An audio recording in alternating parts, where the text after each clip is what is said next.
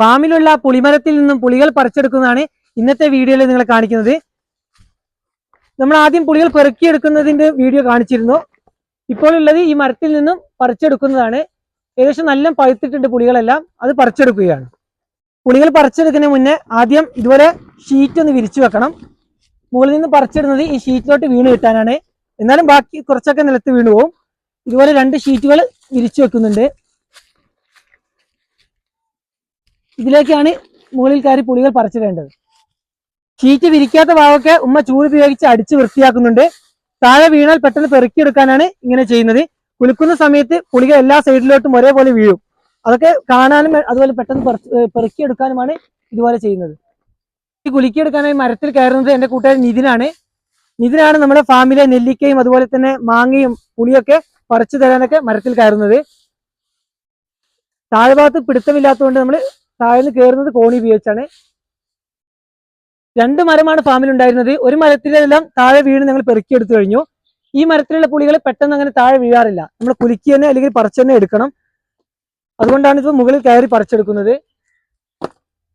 മറ്റേ പുളിയേക്കാളും കുറച്ചുകൂടെ ക്വാളിറ്റി ഉള്ള പുളിയാണിത്. ഇതിന് പുളിരുചി കൂടുതലാണ്. മറ്റേത് കുറച്ച് മധുരമുള്ളൊരു പുളിയായിരുന്നു. ഇതിന് പുളിരുചി കൂടുതലുള്ള നല്ല വൃത്തിയുള്ള പുളിയാണിത്. ഇപ്പോൾ കമ്പിൽ കയറി കുലുക്കി ചാടിക്കുകയാണ്. കുലുക്കുന്ന സമയത്ത് ധാരാളം പുളികൾ ഷീറ്റിലോട്ടും അതുപോലെ തന്നെ നമ്മൾ വിരിച്ചതിന്റെ അപ്പുറത്തോട്ടൊക്കെ ആയിട്ട് വീഴുന്നുണ്ട്.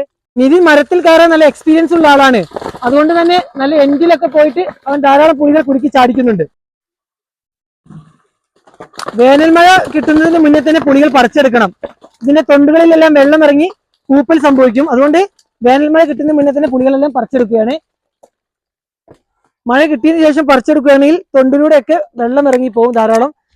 അങ്ങനെ പുളി പൂത്തു പോകാൻ സാധ്യത കൂടുതലാണ്.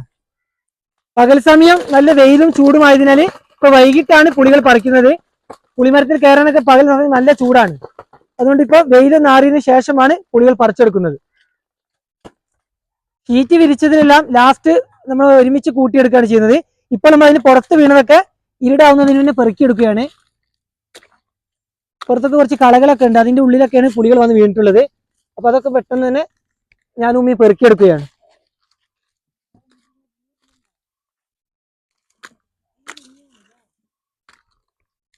നമ്മുടെ ഫാമിൽ ആദ്യം ഉണ്ടായ പുളിക്ക് കേട് കൂടുതലായിരുന്നു. എന്നാൽ ഇതിൽ ഏകദേശം നല്ല പുളികളാണ് കിട്ടുന്നത്. ഈ പുളി നല്ല വൃത്തിയുമുണ്ട്. ഇതൊക്കെ നല്ല തൊണ്ടോട് കൂടി നല്ല വൃത്തിയുള്ള തൊണ്ടാണ് ഇതിനൊക്കെ. ഈ ഭാഗത്തെ പുളികൾ കുലുക്കി കഴിഞ്ഞു. ഇനി നമ്മുടെ ചാക്ക് മറ്റേ ഭാഗത്തോട്ട് വലിച്ചു വെക്കുകയാണ്. ഇങ്ങോട്ട്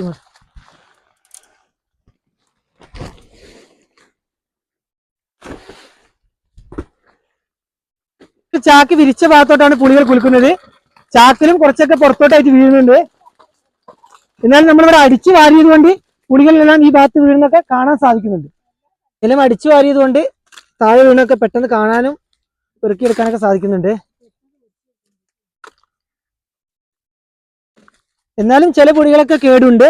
ആദ്യത്തെ പുളിമരത്തിലുള്ള അത്ര കേട് ഈ പുളിമരത്തിലില്ല. ഫാമിലുള്ള മറ്റേ പുളിമരത്തിലെ പുളിക്ക് അത്ര വീതിയില്ല. ഇത് നല്ല വലുപ്പമുണ്ട്. പുളിയുടെ തൊണ്ടോടെ കൂടിയ പുളിക്ക് നല്ല വീതിയുണ്ട്.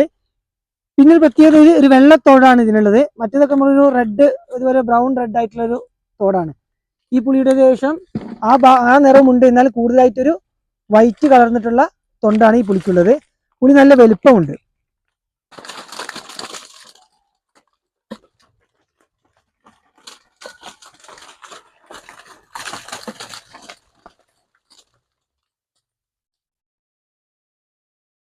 ആയ പുളികൾ നമ്മൾ കൊട്ടയിൽ നിന്നും ഇതുപോലെ ചാക്കിലോട്ട് നിറയ്ക്കുകയാണ്. ഇനി ധാരാളം പുളികൾ പെറുക്കിയെടുക്കാനുണ്ട്.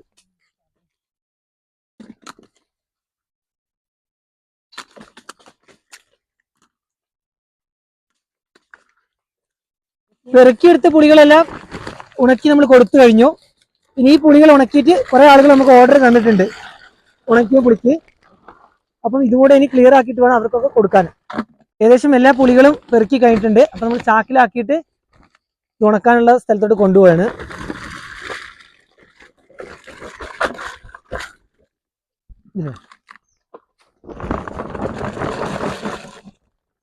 ഷീറ്റിൽ വീണ പുളികളിലൊക്കെ കമ്പുകളൊക്കെ വീണിട്ടുണ്ട്. അതൊക്കെ ഒന്ന് പെറുക്കി കളഞ്ഞിട്ട് വേണം നമ്മൾ വെയിലത്ത് ഉണക്കാൻ കൊണ്ടുപോകാൻ. ഇടാൻ. അപ്പൊ അതൊക്കെ ഒന്ന് പെറുക്കി വൃത്തിയാക്കുകയാണ്. പുളികളെല്ലാം ഒരു ഷീറ്റിലേക്ക് മാറ്റുകയാണ്. ഇത് ചാക്കിലോട്ട് ഇടുന്നില്ല, ഇത് നേരെ കളത്തിൽ കൊണ്ടുപോയിട്ട് വെയിലത്തിടാനുള്ള പുളികളാണ്. അപ്പം ഇത് ഷീറ്റിൽ വെച്ച് തന്നെയാണ് നമ്മൾ കളത്തിലിടുന്നത്. ഇതിങ്ങനെ തന്നെ മുഴുവനായിട്ട് എടുത്തിട്ട് കളത്തിലോട്ട് കൊണ്ടുപോവാണ്.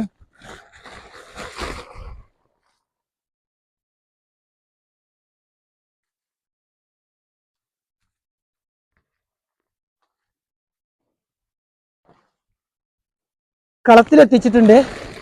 ഈ ഷീറ്റിലോട്ടാണ് ഈ ബാക്കിയുള്ള പുളികളെല്ലാം കൊണ്ടുവന്നിട്ട് നമ്മൾ ഉണക്കേണ്ടത്.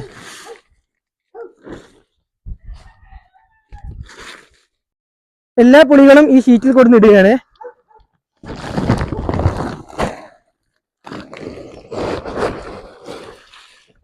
ഇനി എല്ലാത്തിലും വെയിൽ തട്ടാൻ വേണ്ടി പറ്റുന്ന കനത്തിൽ നമ്മളിത് ഈ ഷീറ്റിൽ പരത്തിയിടുകയാണ്.